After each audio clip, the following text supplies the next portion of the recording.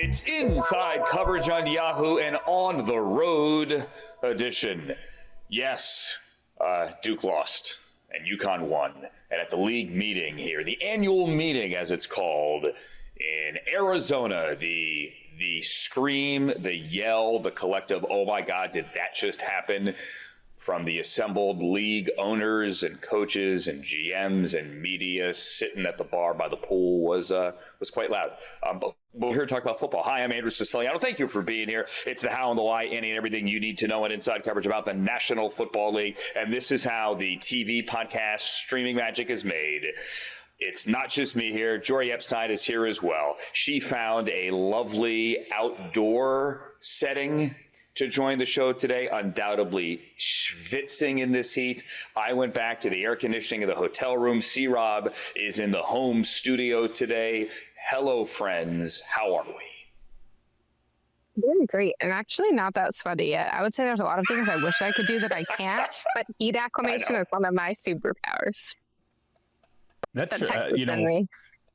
trip, my most memorable kind of weird thing that happened on that trip is I remember eating at a restaurant. I was at the counter and Mark Davis sat down next to me. Oh boy. And it was funny because Trez Paler and I used to talk about this a lot.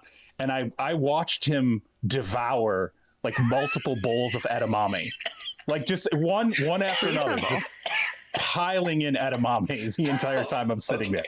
I was like, this is weird. So of all the Mark Davis stories, there have been Mark Davis stories before at league meetings. That's not the Mark Davis story I thought I was going to get. So no, come on. We're G-rated here. Yeah, no, he was pounding. I mean, it was an unnatural amount of edamame for a single human being to eat. I was like, okay, so that's it. No, who's judging here, though? Oh my gosh. I don't know, man. It was just I don't know. There was no conversing that happened between the two of us either. And by the way, the bowl that the edamame was in, because you were judging his edamame. Why would he want to talk to you? Yeah. But the bowl that he was eating it out of, you absolutely could have cut his hair with it. You could have just put the bowl on his head and done the little snip around it. It was perfect. It's perfect. This is the people watching, and it is a great, for everybody, kind of a couple of days of people watching. Again, it's the league office. It's every owner, every coach, every GM. No assistant coaches here. Many team executives, high-ranking team executives. Media members, obviously. Executives from all the media partners. Everyone crammed into one space. It's a family event. It's chill. It's not the combine. It's not light beer at 3 a.m. and dry fit. It's not that kind of event. Everyone's kids are here as well. It's a good time. It really is. And a lot of league business gets done. A lot of conversations happen in corners. A lot of recapping what, went wrong or right in your building the year before. And a lot of looking ahead. This year, Jori, there is a lot of looking ahead. And we're not talking September. We're talking May. A lot of looking ahead to the officiating story. The league and the union for the officials are at an impasse. And the league is moving forward with the process, at least, of finding replacement officials in case they're needed in, not September, in August, when the preseason begins, in case of a lockout. But really, it's well before August that this lockout would begin. What do we know? Yeah, it's a great question, Andrew. And I met with several league sources on Sunday to understand this better. And among what I know is, so this deal currently expires May 31st. And I think there's kind of a sentiment from the league side that they were expecting to get things done relatively early. They thought this didn't need to be contentious. The last one in 2019 was not. And instead, they seem to be really at an impasse over how NFL officiating should look relative to other leagues. So the NFL Referees Association kind of feels like, why are we getting paid so much less than the baseball referees and the basketball referees and the hockey referees when the NFL is making way more money? They're more profitable. They're billions of dollars. And they're saying, as your profit and revenue skyrockets, why is our worth not skyrocketing? Now, the NFL would say in response to that, yeah, but those sports have 82, and 162 games. We have 17 regular season games. This is not a full-time job. 90% of league officials have another full-time job. And so there's kind of this impasse. And it comes down to really 3 points, one of which is, of course, compensation will always be a sticking point. In the last time they negotiated a collective bargaining agreement between the officials and the league, they agreed to an average raise per year of 5.75%. So over the course of 6 years, that was the average. And the league's current offer is at 6.46%. So it's higher than what it was last time. But the rest are still saying, like, yeah, but it's still so much lower than other leagues. So they want a raise that would be over 10% as of now. That's what they're asking for. And then there's an accountability element, which is that the league wants more ability to hold officials accountable if something goes wrong. We all know there's been officiating gaffes in recent years. Some of that is with newer officials, some of that is with older. And currently there's a playoff structure that gives playoff assignments more based on seniority and whether an official is a veteran rather than how well they performed, which would be how accurately and consistently they were making calls.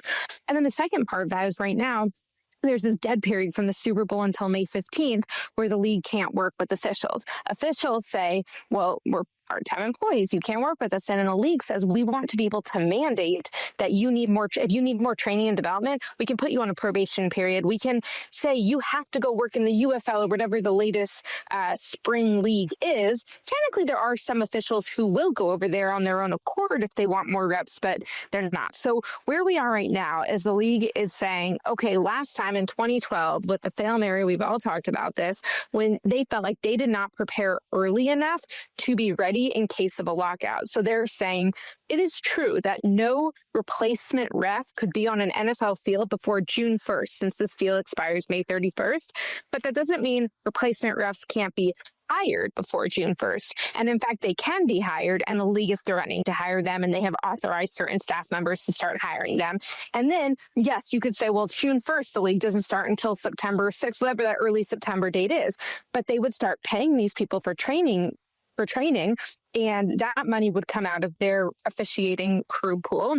And then their idea would be June and July, you train them. August, you send them to training camps. So they're officiating offense versus defense and training camps in preseason. And they hope to be more caught up. They think that because of the technology they have, because of the advances they have in starting earlier, they can make it better than 2012. These would be officials that they would be recruiting from D1, D2, and D3. But again, I think there's a belief that from other people, the league isn't saying this, that D1 might not come over.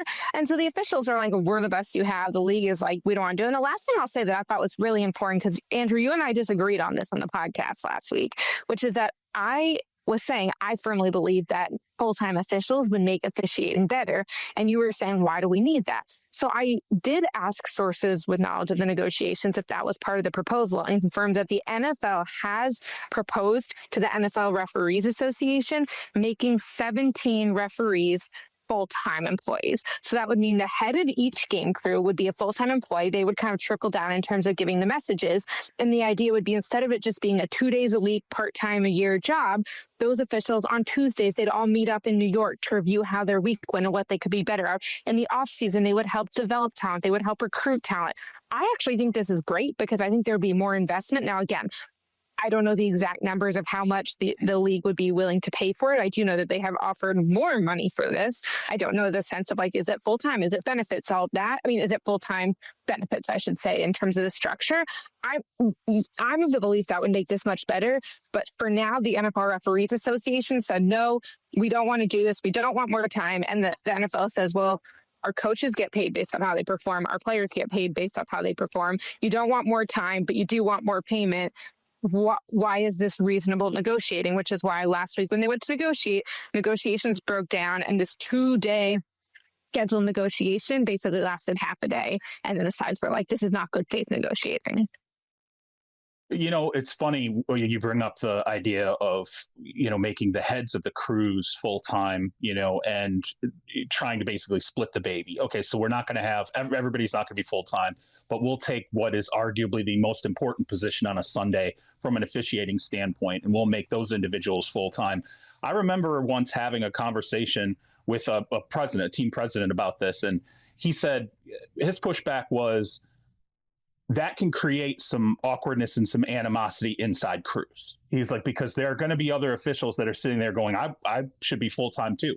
Why am I the part-timer? And, the head of the crew is the full-timer, and it can potentially create, some unforeseen rifts that you don't really know it's going to occur until you go through with it.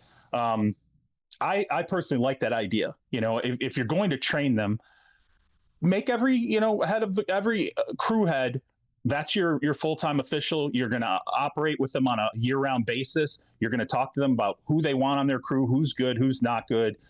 They can help you grade out potential candidates that you're going to hire for crews. But to me, the overarching thing for all of this is I'm sitting there and I'm staring at the NFL. They want to add an 18th game. They want to reopen, the television contracts. There's a lot of things they want to do. If you're going to go on the field with replacement refs and it goes poorly, and I'm sure they think, hey, we have technology, we have all these other things, we have, we're so much further ahead, than where we were the last time we had these issues. I'm just going to tell you, they're going to get criticized more than ever. And I think this is such a vital period, the 2026 season, because there's so much business, on the doorstep in terms of adding another game to the season. And then also, not only, adding that game, but the television contracts and the quality of what they are presenting. Andrew, you and I, they're stretching the limits with international games now. We're sending, players to, Australia, and we're going to see how that works. It feels like there's a lot of boundary pushing, and you're kind of putting a landmine right in the middle of this if it does not go well. It's a fascinating point there you make, just in terms of the timing. So let's just assume that the CBS deal gets redone. I've heard an argument that if CBS deal gets redone, you could go to the union right now, this summer, even if you don't do deals with the other networks. Even if you don't figure out your 9:30 Eastern time potential international window, streamer or otherwise, if you go for a full international schedule, and go, all right, here's how much the CBS deal went up. Let's just work off this percentage gain and say, let's assume we'll do something in the ballpark with the other networks. Here's what the revenue pie will look like. Let's figure it out now. And let's do the new CBA now. Now, I don't know that they're going to get there, but just theoretically, you could do that. But Charles, to your point, you can't have a screwed up product this year. Yeah, with absolutely not. You can't come out week one and have another failed Mary. By the time this is posted, I assume they are going to vote to put in the replay review for the things we discussed last week, in case only that we get replacement officials. But once that happens, then the cat is out of the bag, or the train is off the station, whatever bad analogy you want to use there. You think once the proposal passed, do you think it's out of the bag? Because the proposal is only happening in case of once it happens week one or week two, as long as it goes well. And the league now has the model, guys, this is what we're going to be doing. And does that change the negotiations if they're at a stalemate still week one? And guys, hey, this worked. So if you're going to come back, this is the way it's going to be. This is the way it's going to be. I don't know, and I don't know if they could actually implement that. I don't know if hidden in this proposal is the ability to extend that in case of a lockout when the regular officials do come back. I haven't had that answered. But the timing on all of this with the CBA and the TV deals is very, very interesting. This is also the event where it's the first time we've heard from coaches and GMs, for the most part, since that first major wave of free agency, for all intents and purposes, has wrapped up. It is over. Let's talk about the Browns a little bit, not just because I do some work for the Browns, but because they made some headlines. It has been reported, and I don't know that the headlines are accurate. Matter of fact, I was there. They are not accurate. If you see Browns, we will not trade Myles Garrett, that's not necessarily what was said yesterday by GM Andrew Berry. Take a listen. I guess probably the easiest thing to say is if we wanted to trade Myles, we wouldn't have needed to make a contract adjustment, so it doesn't have anything to do with that. So can you state unequivocally that you're not trading Myles Garrett? I'd say this, Mary Kay. Myles is a career Brown. He is one of the faces of our organization. I think we've been very clear, both past and present, in terms of our feelings. So I understand all the questions. I'll be honest, I don't really want to waste a ton more breath on the topic. So there's a little bit of space there.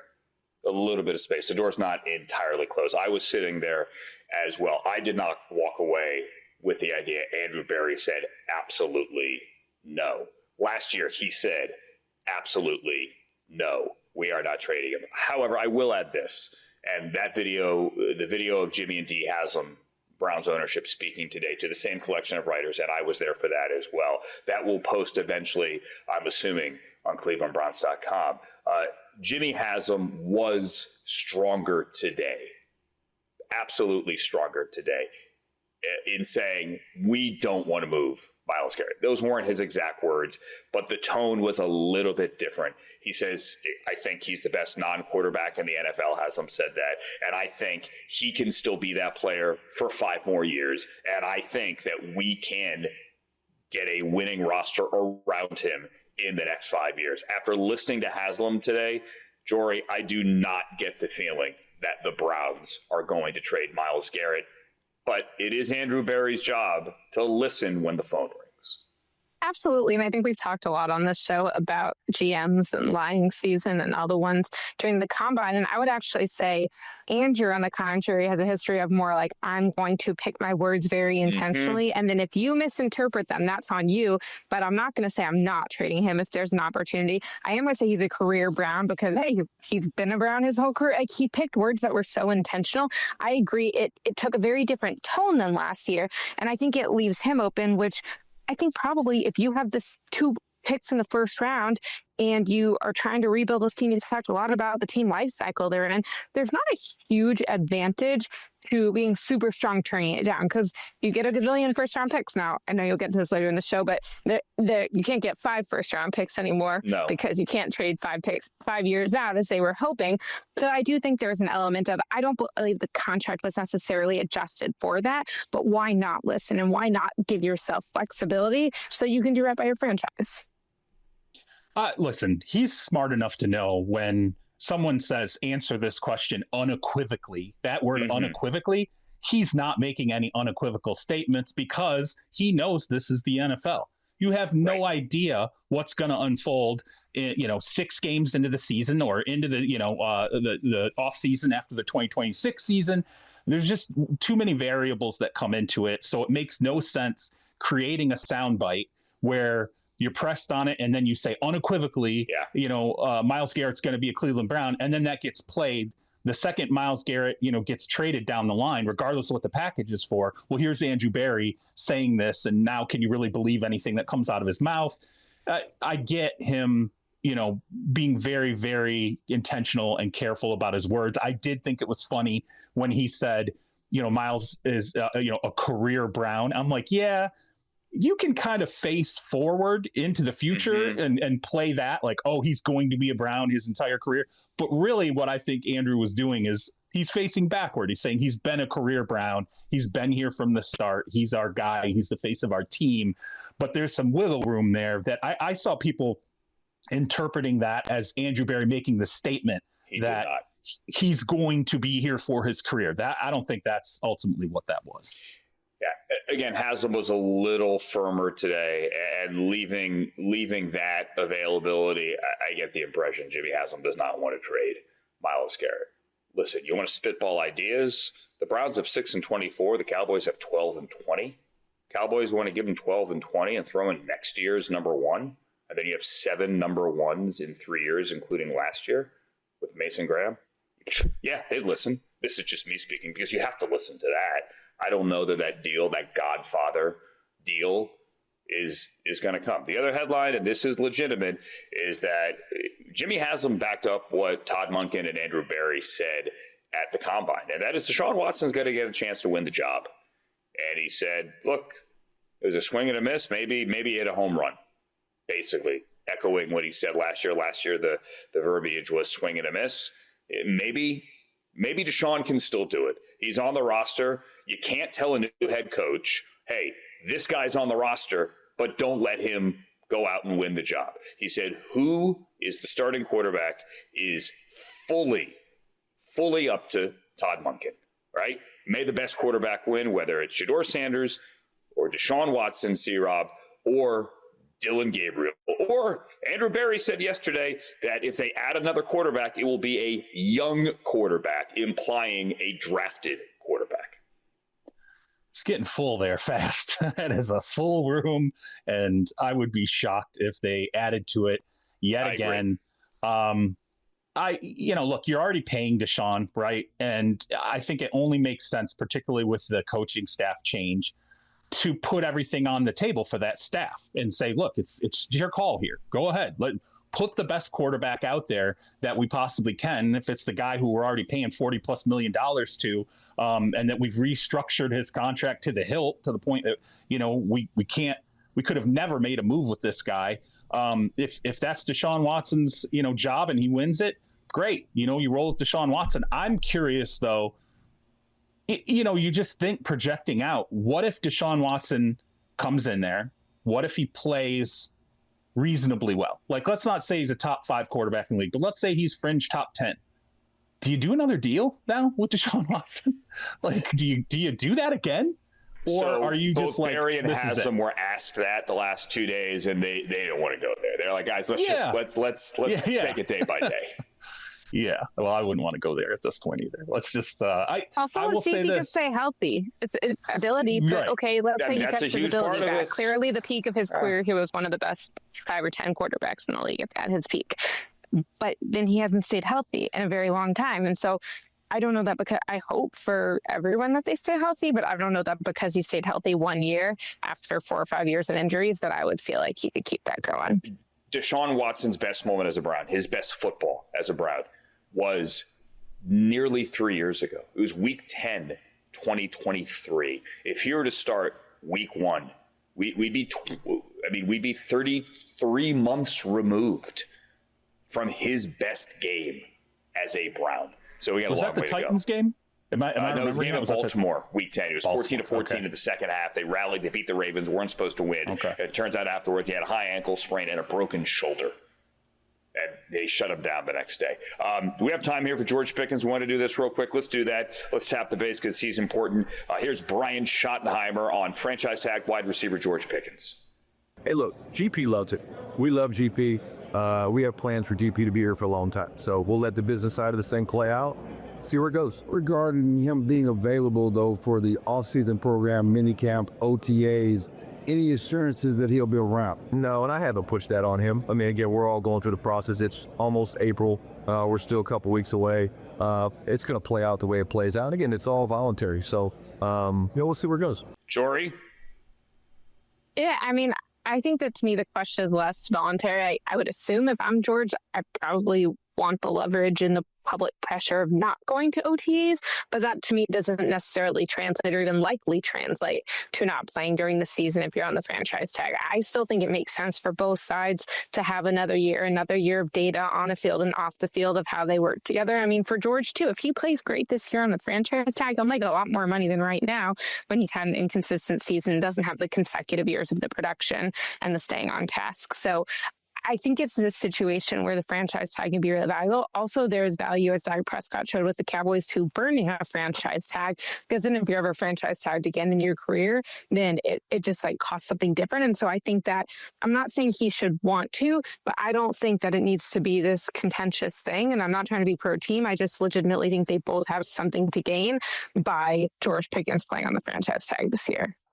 I mean, if he believes in himself, I'm telling you right now, there's no other franchise I would want to drag their feet on my deal than the Dallas Cowboys, because every time they do it, the person that they drag their feet on just ends up making even more money because more deals come in. That's what I thought when the Jackson Smith and Jigba deal got signed. I'm like, okay, so George Pickens should be pretty happy right now. And if he goes through 2026 and he plays on a franchise tag and Puka Nacua signs another deal, it's just going to be more money for George Pickens as long as he can replicate what he did in 2025. See, Rob, the bet on yourself thing, I think there are two different categories of bet on yourself. When a player hits free agency, let's take Rasheed Walker, okay? The tackle for the Packers who signed a deal in Carolina. He had off-the-field stuff as well, but well below what some speculated it would be. That's hey, man, I'm going to bet on myself kind of attitude you often hear from a player. When a guy gets franchise tagged, that's never, I'm going to bet on myself. That's, I can't believe these guys don't want to pay me and are holding me back. Dak described it as bet on himself, because it's not that you're betting on yourself to be franchise tag. It's you're betting on yourself that you will have a good enough year on the franchise tag or in a contract year, same thing. And then you believe that you'll make even more next year, which, by the way, if you're George Pickens, you already have familiarity with the offense and the quarterback. The quarterback's not changing. CeeDee Lamb's not changing. The coach isn't changing. Like, you have a lot more pieces to just take off right away than you did last year. And when I say bet on yourself, I mean, Pickens has the ability to not turn this into a, like, let's say a Zeke scenario. I'm not showing. I'm not going to be here in the offseason. I'm not going to show up for camp. I'm going to go work out in Cabo, and, you know, my agents will resolve it with you guys when they resolve it. Pickens has the ability to not do that, right? And he's working with Dak, as Jori said. You know, he's got this familiarity there. Just if he shows up, to me, if he doesn't show up for any of the voluntary stuff, even if he doesn't show up for, let's say, the full squad mini camp, but he shows up when training camp starts, to me, that is a signal of George Pickens saying, I believe in myself. I can do it. I can go through this. And, you know, I'm going to win out in the end. And you heard Shadi there, and we've heard others both Sunday and Monday as well, all when asked about, is a player going to be there for the offseason program, very, very delicately, or not delicate, I mean, just bluntly say, hey, guys, friendly reminder, this is voluntary. This is voluntary. This is voluntary. Coaches are going to be very careful. You can say, I hope to have them there. There are 10 new coaches. They can start the offseason program earlier than everyone else. The new coaches will begin theirs around April 7th, okay? But they will always remind you, this is voluntary, because that's the way the CBA is. George Pickens doesn't have to be there in April for the Cowboys if he doesn't want to be here. Jori doesn't have to be here after this. Jori, you're now permitted to go back inside. I am impressed. You need to show me later where you found that spot. I'm mad that I went back to my room. I could have done it there. I could have said, I know. And I'll just add on the George Pickens front that also Jerry Jones is scheduled to talk on Tuesday to a group of reporters. So stay tuned for what that might say, because Shadi and Steven step one, but Jerry's always step two. And yes, I like to position myself near thoroughfares where people have to walk past me to get where they're going. So I'm between the building that the owners and coaches are meeting in and the main lobby where all their rooms are, or their pools with their families. So yeah, they can't get past me. No, I know where you are. All right. Watching a standing guard, Sentry. Jori Epstein. All right, let's move on here. Coming up next, more on the trade, or rather the trade of draft picks that did not happen. And also why Kyle Shanahan is not happy about having to go to Australia. That's straight ahead on Inside Coverage. Inside Coverage continues. Charles Robinson, Andrew Siciliano at the annual meeting, not the league meeting. I know I said that earlier. It is the annual meeting here in lovely Walsh-Fitzen in Phoenix, Arizona. So, C-Rob, one of my favorite parts, one that always gets good traction on social, Kyle Brandt does a great bit on Good Morning Football, is the coach's photo. Yeah. The coach's photo today. Here, I know it's small on your screen. Can you see anything on this that stands out to you? Anything stand out? You notice anything? Oh, there's a couple of guys missing. Right, so there are only 30 of 32 coaches in this photo. This would be a great bit. And you know what I'm going to predict right now? Kyle is going to do the bit tomorrow. Can you figure out which two coaches are missing? I will tell you right now, Sean McVay of the Rams, Todd Monken of the Browns are not in the photo. And when the photo first hit, Mike Garafolo and Adam Schefter here both kind of tweeted from the side as they were lining up for the photo. It was a photo of a photo. I was with a bunch of Browns people. We were waiting to speak to owners Jimmy and Dee Haslam. And we went, wait a minute, where's Todd Monken? He's not there. And then, wait a minute, where's Sean McVay? Well, Sean McVay's 25 feet over to my left. He's speaking with some Rams beat writers off to the side. And I went over to a Rams official. I went, hey, what's up with, Sean's not in the picture? He's like, oh, no, it's coming up at noon. At this point, it's like 11:50. I'm like, yeah, Monken missed it too. He's like, what happened? So the photo was scheduled for noon. The coaches and GMs were all in their meeting. And I don't know if Monken or McVay kind of dipped out early Clearly McVay did, but there was an announcement made, hey, we're going to get out of this meeting early. Let's just do the picture now. Those two guys missed the photo. So I saw Moncton last night. He had on a Hawaiian shirt. Sean McVay, lovely blue sport coat today. This is like my favorite part. They got caught. They got busted cutting out early. I remember when I was in high school, we took a field trip and we got partnered up. We went to a museum, and my partner and I had the bright idea of, well, hey, they can't really keep track of us in here. So we left. We left the building and we walked down the street and we went to a fast food restaurant, and we were, eating, kind of messing around, whatever. And eventually, we made our way back. We think, okay, we still got time, it's half an hour before we leave. We get back. The buses are there. They're loaded up. And the teachers are frantically trying to find us in the museum. And we got busted because we split early and thought no one was keeping track of us. So now this is I wonder what they were doing together. Well, right? They weren't. So McVay was speaking to the Rams writers. He actually thought like they had scheduled that so then he could get to the photo at noon. They decided to do the photo as soon as that meeting let out. He went to do something else. So Sean McVay, he's here. His attendance check. Munkin check. They're just not in the picture for Good Morning Football fun. Do you Photoshop them back in, Andrew? That's a great question. Would you do that? Yeah, I think you have to, right? Just go to ChatGPT, insert Sean McVay. Make him look a little funny, put a weird shirt on him. You know what I'm going to try to do tonight? I would do that. So there's a Tuesday night event that everyone goes to. I'm going to try to get them together. I'm going to try to get them together and do the old iPhone pic. And if that's the case, yeah, I will post these two handsome men.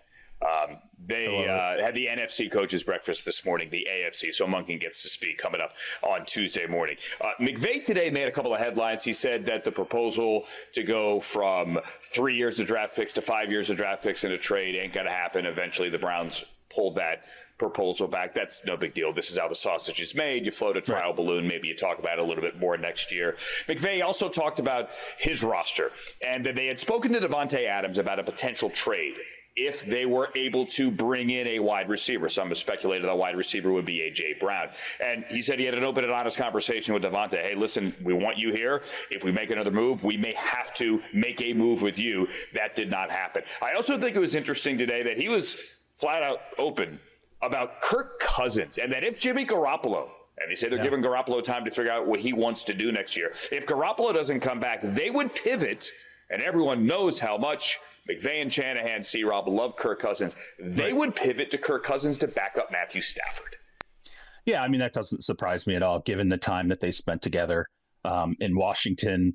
Such a big part of each other's careers early on in the NFL. And, they've had that admiration with each other for a long time. Just, Kyle Shanahan's another guy that, has had admiration for Kirk for years and going back to the Washington days. And I think what's interesting here, though, is I think they're watching Pittsburgh from afar and they're like, what's going to happen there? Like, is Rodgers coming back? Like, is there going to be an opportunity where maybe, Rodgers decides to call it quits, and could he potentially get a starting job in Pittsburgh out of this if he just bides his time and waits? But I will say this, I know he does not want to walk into another situation like he did in Atlanta, where he was not aware of all of his surroundings, where he later felt like he got lied to, when they drafted Michael Penix. I think he wants to know exactly what's on the table, what his role is going to be, if there's going to be any chance to start it or if he's just going to be a supporting role player, for the starting quarterback. So I think, Kirk's just trying to take his time with this, but for Sean to put that out there, I mean, it was pretty interesting. I saw him say, Kirk, call us. Basically. You'd have to think they'd have that conversation already as well. As you said, they go back to Washington, and there is an understanding around the league that, I mean, you should find someone in your life that you love as much as Sean McVay and Kyle Shanahan collectively love. Kirk Cousins. Yeah. And when in doubt, if either of them need a quarterback, he is always the option. It's never really been an option. But that tree continued when Kevin O'Connell went to Minnesota. And obviously they worked together before Cousins went down to Atlanta. Now he gets Kevin Stefanski. Oh, I'm sorry.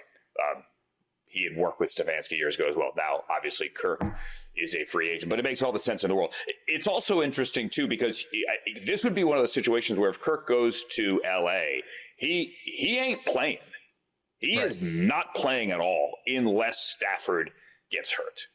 Yeah, no, his role there is to obviously support Stafford in any way he can, get him prepared for the week, knows, Sean's offense, so there's no issues there. It's a very seamless fit, just like it has been really with Jimmy Garoppolo. And also, the confidence that Sean has that, look, if Stafford were to miss some games, if there's a worst case scenario all of a sudden and Matt Stafford's not starting for us for a period of time or maybe even an extended period of time, he has the confidence that a veteran is going to step in there who he knows he can hit the ground running. He doesn't have to worry about does he know the offense? Can he handle how long it takes me to, spit out the play calls? We've all had that, laugh with Matthew Stafford getting frustrated because Sean's not getting, the call in fast enough.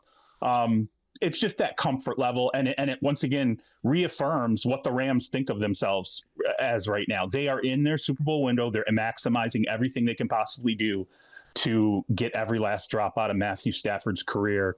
And I would not imagine this is any kind of an offseason where they go hunting in the draft for a future quarterback. And also said today by both McVay and I believe Les Snead, although I was not sitting in on Les Snead, but McVay said this, is that at this point in his career, Matthew Stafford has earned the right to go year to year. And they went year to year. They redid the contract last year, again this year, and that this is how the Rams going to operate until further notice. Matthew wants to play, he can play, unless there is some kind of massive drop-off, and for some reason it doesn't go well this year.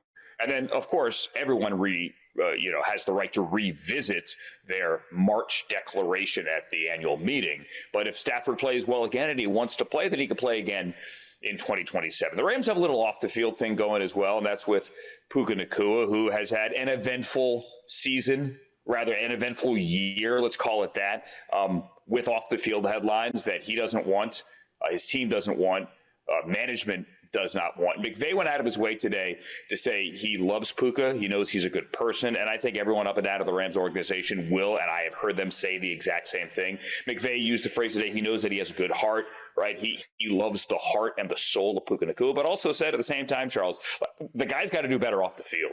The guy's got to represent himself and represent the organization better off the field as well. This is a big offseason for Puka Nacua. Wide receivers are getting paid. JSN just got paid. It's time for Puka Nacua to get paid.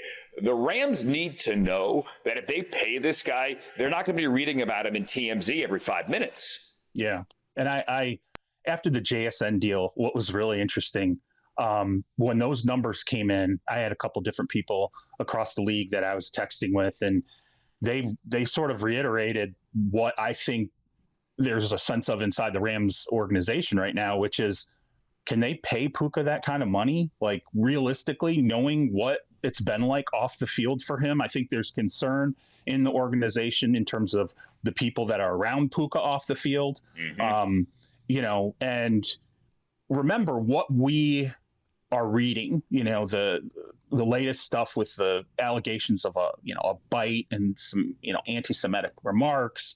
There's some issues with the whole Aiden Ross thing earlier during the season.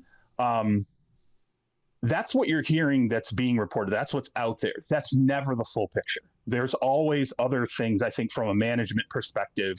When a player has kind of a messy off the field life and people are seeing it, or allegations of a messy off the field life, there's more there typically inside the franchise that you don't know about. And I do think Puka has had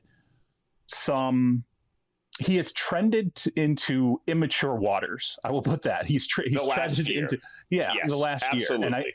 year. So I think there is a sense of, hey man, like, you're a professional, you're at the, peak of your game. You're one of the best wide receivers in the league.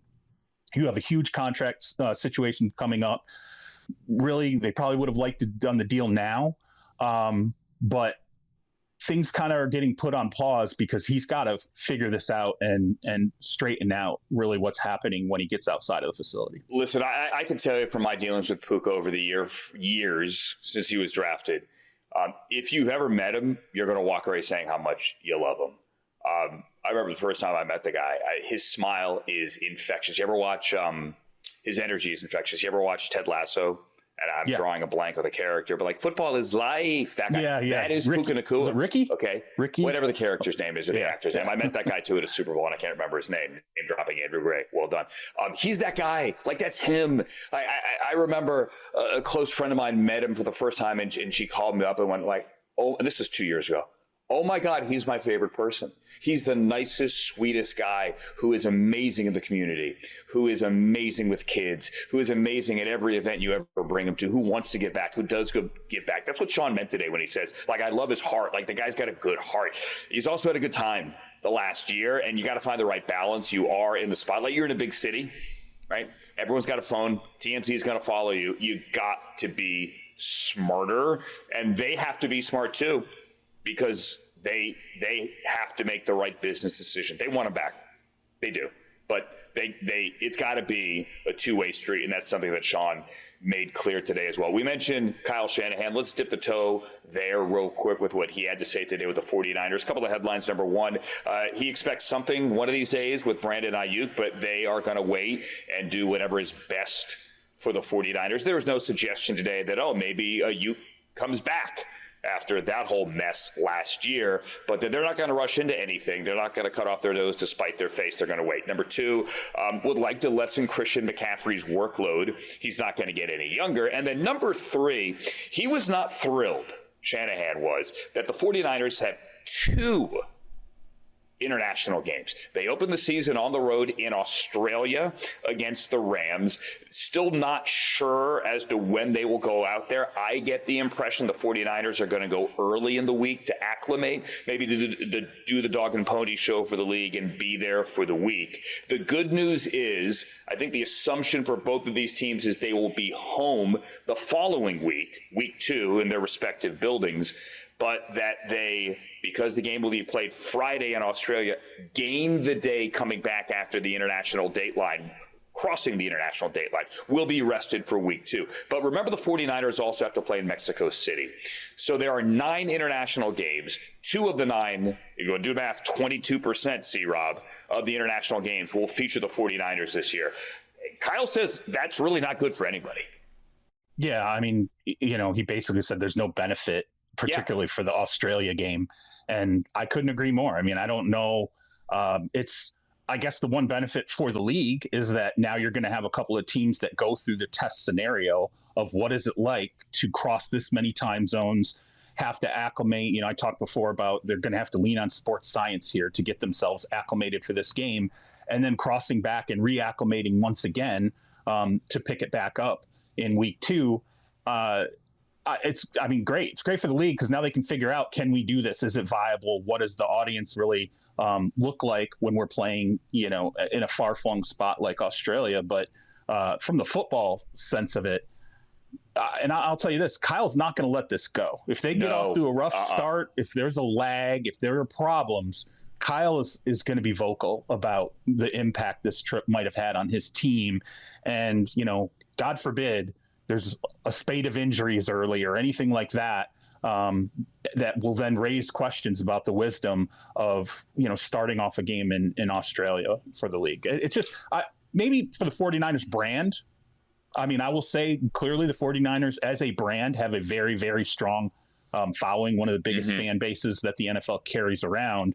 Probably doesn't hurt them certainly internationally to carry that brand, to Mexico and Australia, but it's pretty rough. The schedule makers did not do them any favors, that's for sure. No, John Lynch also said, and look, I think at the end of the season, he was very diplomatic about the whole power plant and injuries thing, which I believe is nonsense. Said, hey, we're going to look into it. He was less diplomatic this week, just basically, guys, it's nothing. It's a non-story. It is a non-issue. I don't think, we know how people's brains work, like with conspiracy theories. Once you have it in your head, you're not letting it go.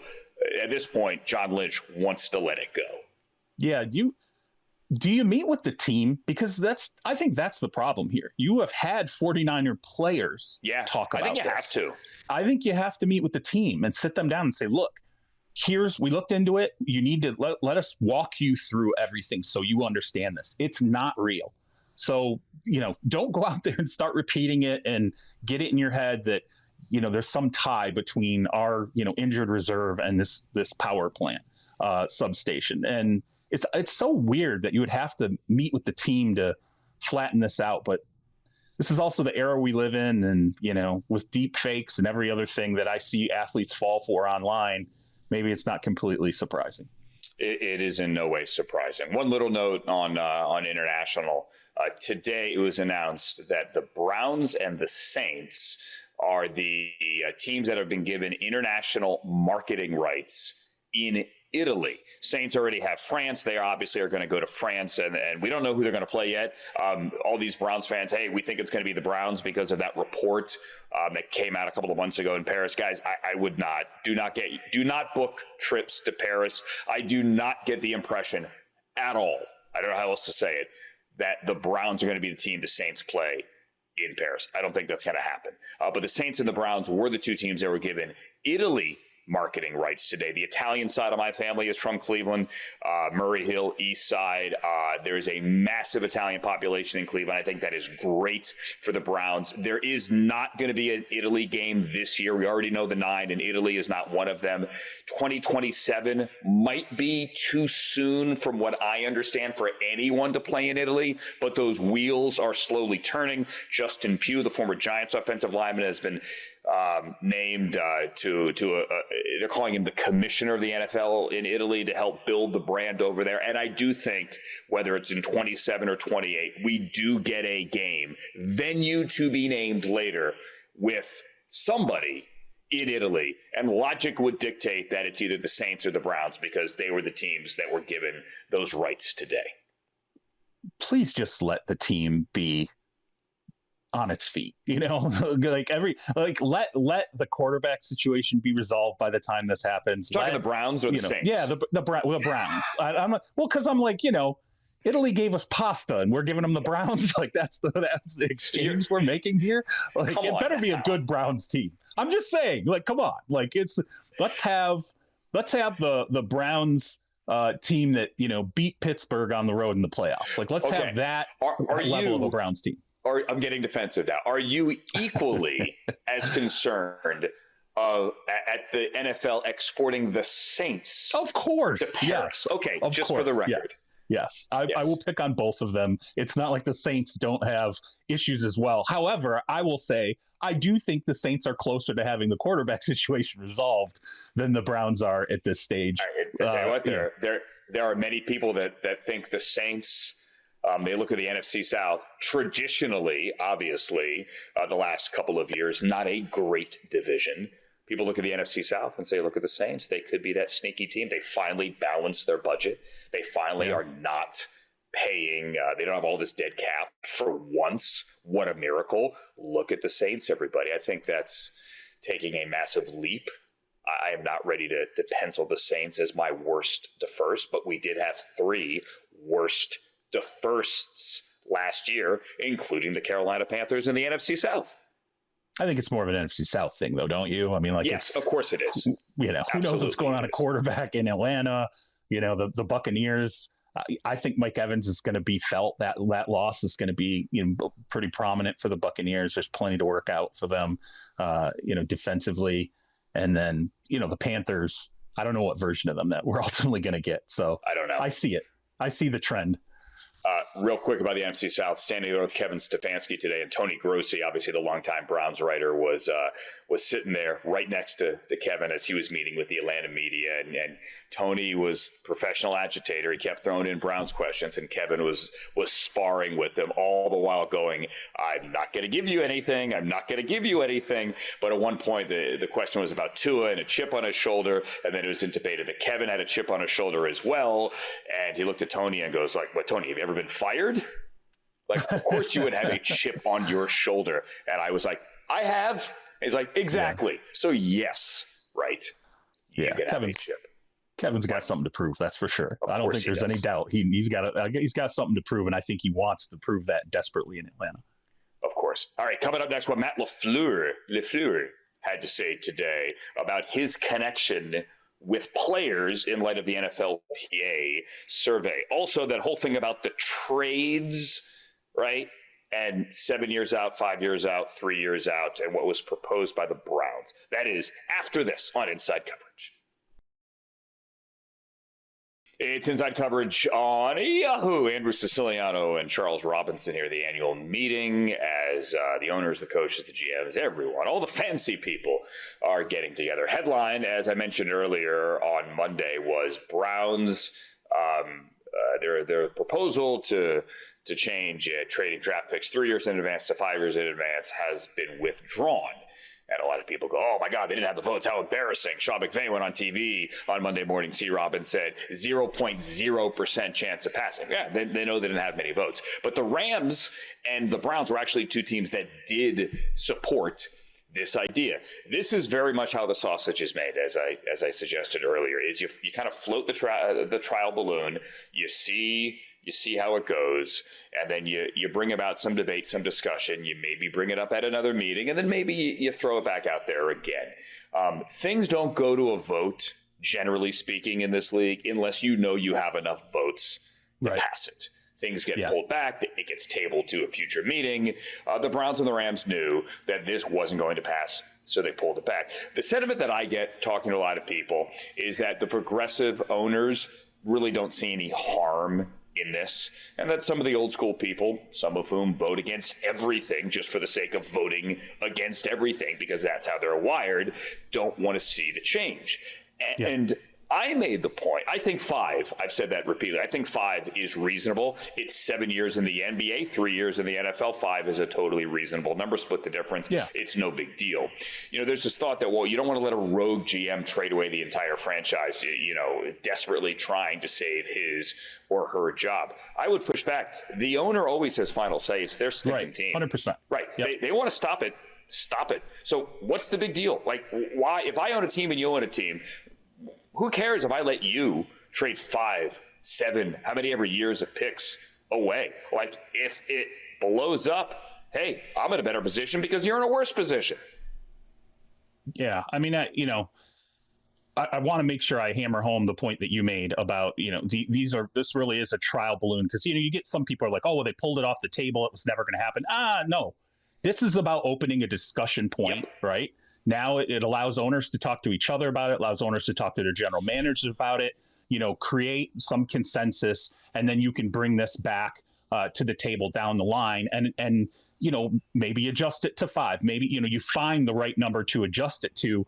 But the two things that I think are really interesting about this is I think it leans into the newest wave of general managers, and I'll say over like the last 10 years, they've been much more active and willing to trade draft picks, future draft picks, multiple years of picks, but they've also been willing to trade players. They've been willing to trade players at the deadline. They've been willing to do pick swaps.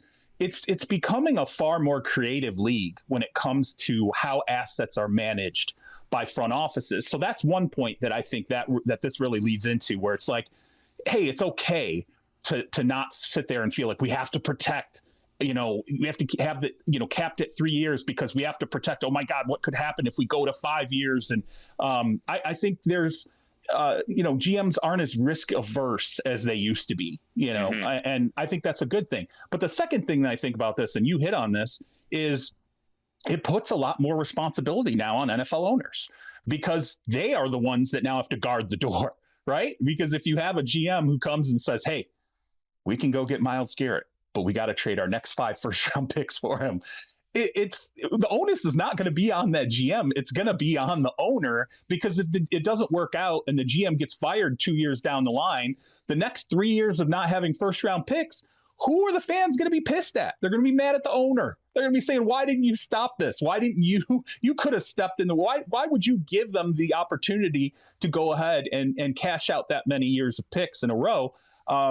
So, that's what I think is interesting. That's what I think owners have to sit there and think about this proposal is, now I have to be very much involved in the football process because, look, at some point, someone's going to come to me and say, hey, I want to cash out years and years of picks. I have to make that decision. Yeah, it's the assumption was, I think, when this thing first got floated was, this is because the Browns want to trade everything that isn't nailed down.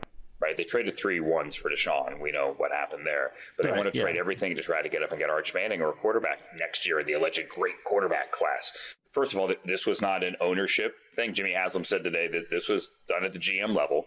Like, I'll leave it. It's not going to pass. We'll leave it to that. But like, what's the big deal here? No one cares. This was not trading for a quarterback. Like, this is, you can look at it the other way around, which is, hey, some owners might be afraid that you trade away the farm. Conversely, if I have an asset that I want to give you and you're going to give me more for it, why should you be prevented from giving me more for that asset? Yeah, the Browns are one of the few teams in the league that actually have a player who you could build a justifiable argument for more than 3 first-round picks for that player. Right? Yeah. And so what would Josh Allen get right now? Right. Patrick Mahomes. I mean, there's a handful of Would you give up guys. 4 number 1s for Josh Allen? I would. If I have the rest of the team built and I'm a superstar quarterback, I would absolutely do that because you're going to get. I think he's still got 5 stellar years in him, and I would absolutely. I'd do that for a Super Bowl in a heartbeat. It would be my job on the line. Everyone's job is always on the line every year in this league. It's just the way it is. Okay, but yeah, if I had the team in place and I wanted to drop the quarterback in, that's what the Browns tried to do. It didn't work. Right? The Saints tried to do it. The Falcons tried to do it. The Panthers tried to do it. And there were 7 or 8 other teams that called the Texans and they were told, you're not in the conversation. Deshaun only wants to talk to these teams. Okay. Yep. But that's what all those other teams tried to do. And he chose the Browns because they guaranteed the contract. Right? Which now, hey, in retrospect, $46 million a year is now $14 million below market value. Yeah. So yes, the guarantee did not work out. But right now, that number is $14 million, nearly, like 23% below market value. Yeah, I mean, if he plays well this year, you could, that is one thing. You can't talk about it because obviously it has not worked out, surely. But in theory, that deal, let's take the football end of it out of it. The deal itself and the numbers aged well. They really did. It's just the product didn't match it, and that's really what killed it. But the salary actually aged really well. And therein lies the problem. All right, again, NFC breakfast on Monday. So the setting is 7:45. All the coaches in one giant ballroom. You've been there, obviously, plenty of times. C-Rob, they all get a big round table. All the writers, all the TV stations that are in town for these respective teams to cover these teams sit around and you get a more off-the-cuff version than you normally would on a podium. It's not that you get totally unfiltered. Most of these coaches and GMs later do breakout sessions for the writers only. Most of that is off the record, no recording. Some of it allowed on the record.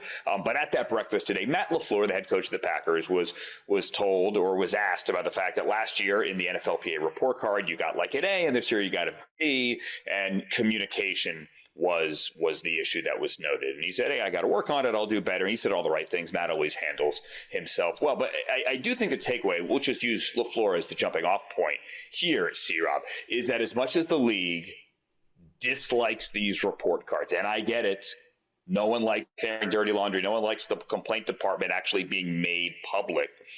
There has been some benefit from it. You've seen multiple owners, Kansas City, Cincinnati, the Jets, invest in their building, reinvest in their infrastructure, the Browns as well. Put money back into their facility to try to bring these grades up. You may not like how the sausage is made, but it has helped. Yeah, no, I mean, there's no question it's helped. And I've said over and over, and I'll continue to say, this is one of the greatest tools I've ever seen, in particular, especially the NFL's labor union put together, because it works in real time. When that, the report card hits, you will see owners being asked almost instantaneously, hey, you got a terrible grade. Like, you're 32 out of 32 in the league when it comes to your ownership grade. And now we're starting to see it trickle to the head coaches as well. Look, when Jim Harbaugh got a C+, I was like, whoa, okay, like that has to register with him. He has to think, why? What am I not doing in the building, or what connection am I missing? That is, leaving me sitting there. I think it was like 30th out of 32 coaches, but I couldn't believe it when I saw he got a C+. I thought, whoa, okay, that's a conversation now that's probably going to be had, and maybe there's a little bit of reflection there. So yeah, to me, it's just another example of we've seen players now able to chime in on a multitude of areas, and if you're an owner or you're a coach, you can be defensive about it, which we've certainly seen owners be defensive about it, or you can take it as an opportunity to actually improve your franchise, to actually make things better. It's, billionaires don't often get critical feedback, especially from the employees, right? Well, sometimes it's worthwhile, and you can make things a heck of a lot better. And by the way, you do get positive headlines when you're in the 30s or you're in the late 20s, and then the next year you vaulted up into, hey, now you're near top 10. You get positive headlines out of that. It says, okay, look, ownership responded, or the coaching staff responded, or the training staff, or whatever it is. There was some response here to players, and I think that plays well in locker rooms. I think it does as well. I do think the thing is generally a net benefit here, a net positive, even though sometimes the process can be a bit uncomfortable. The AFC coaches speak on Tuesday, by the way, just spinning it forward. Undoubtedly, Mike McCarthy will be asked about Aaron Rodgers. I can't say anything definitive because the Steelers don't know anything definitive. The belief around the annual meeting is still that Aaron Rodgers will be a Pittsburgh Steeler this year, and it's the Steelers or nobody, but no one knows. And he has not been seen here. This is not an event, as you well know, C-Rob, for active players. There are only a few of them here. Kenny Moore and Amon-Ra St. Brown did a presentation to ownership today about, mental health and player stuff, off the field stuff. That was well received by everybody that I spoke to. But Aaron Rodgers obviously not here. The only time I could remember an active player of note showing up and crashing the party was a couple of years ago here in Arizona when Odell Beckham Jr. walked in and met with some teams. John Harbaugh today was asked about welcoming Odell Beckham Jr. back as a New York Giant. And of course, he said all the right things, and I'm sure that'll get a big headline. I would not read too much into it. I am not convinced that OBJ is going to play again in the NFL. All right, let's get one more thing in here before we go. What do you got? Oh, the music. I forgot the music. Yeah, all right. We got it back. The house band is back from vacation. Music back. All right. Well, look, mine is not, it's semi-football related, but only in terms of, reflective of competition. Obviously, it's March Madness. If you have not seen the ending of the Duke Connecticut game, I have no idea where you've lived. Maybe you don't have any televisions in your home. You don't listen to anything. You don't talk to anybody. But obviously, one of the most exciting finishes to an NCAA tournament game in history. UConn hits a three-pointer after stealing a ball that really should not have been passed in the first place. But I thought what was really interesting is, if you can find it, go and there's a clip at the end of what UConn's coach, Dan Hurley, who is some kind of guy, and I see this. I didn't, obviously when it happened during the game, I didn't see it, but then I see the cutout of Hurley going crazy, going through this range of emotions. And then all of a sudden he sees an official and he walks to the official and puts his forehead against the official's forehead as the official's coming off the court, like going to the scores table. And I thought it was AI. I was like, that's fake. I was like, wow, that's really amazing. Someone did that fast, but there's no way that really actually just happened. Yes, it did happen. Like, it's stunning to me that he didn't get teed up in this moment. Now, Seth Davis has since come out and he said, look, this is Robert Ayers. He's know each other. They've known each other, right? He's done Final Fours. So there's a relationship here, and that's, kind of what this is born out of. But I just thought in my mind, I'm like, what NFL coach would ever be enough of a loon to walk up to an official at the end of, like, I don't know, a NFC championship game or an AFC championship game after you hit a Hail Mary and put their head against the head of an official. I mean, it was just nuts. If you can find the piece of video, go find it, watch it. I've never seen anything like that happen that did not result in a technical foul. I mean, I could see like a crazy-eyed Jim Harbaugh do it, you know, but I mean, I don't know you get away with it.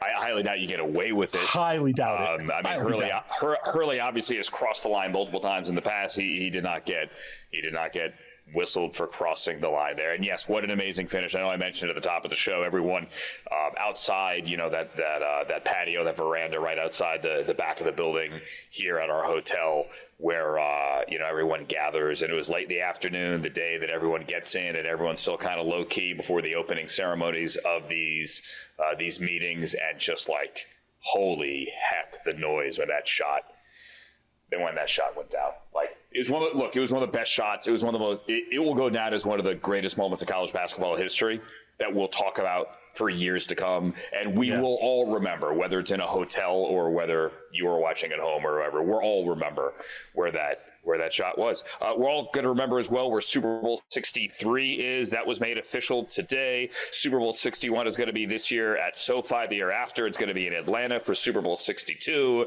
And then congratulations, Las Vegas. Super Bowl 63. It was announced on Monday afternoon. Vegas is getting another Super Bowl. I said this last week. It is a traffic disaster. Oh my God. I never thought we would see one Super Bowl in Vegas, let alone two, but we are going to get two. It is a perfect town because there's event space, hotel space, everything space, but do not expect to go anywhere in a motor vehicle. Expect to walk from one side of the strip to the other, even if it means walking from the stadium all the way to the Fontainebleau or Resort World or anywhere on the north side of the strip, because your car ain't moving. No, you need some scooters, some of those lime scooters or whatever. With that Vegas Super Bowl, I literally had to run a credential to somebody, and they were like 2 miles away. Yeah, and it was, you know, so I was in a hurry, so I jump in an Uber. It took an hour. I'm not even kidding. It took an actual hour to go 2 miles. I was going out of my mind. Just walk everywhere. Walk. It's a great walking city. I ended up walking back. The whole way back I walked. I was like, go get yourself a big. Hey, you're allowed open containers in Nevada. Just go get yourself a cocktail and walk to the other side of town, because you are not getting in a vehicle. But we got a couple of years to worry about that. Keep your eyes peeled for a lubricated Andrew Siciliano walking around. No. That's not what I'm suggesting. That's not what I'm suggesting. I'm just saying enjoy the town, everybody. I know hopefully you've enjoyed the show. C-Rob, thank you, sir. As always, we'll do this again soon. Jori, thank you as well. I had a lovely spot outside in Arizona. And thank everyone for watching behind the scenes as well for doing the show. This has been Inside Coverage on Yahoo. We appreciate you, everybody. Talk to you next time.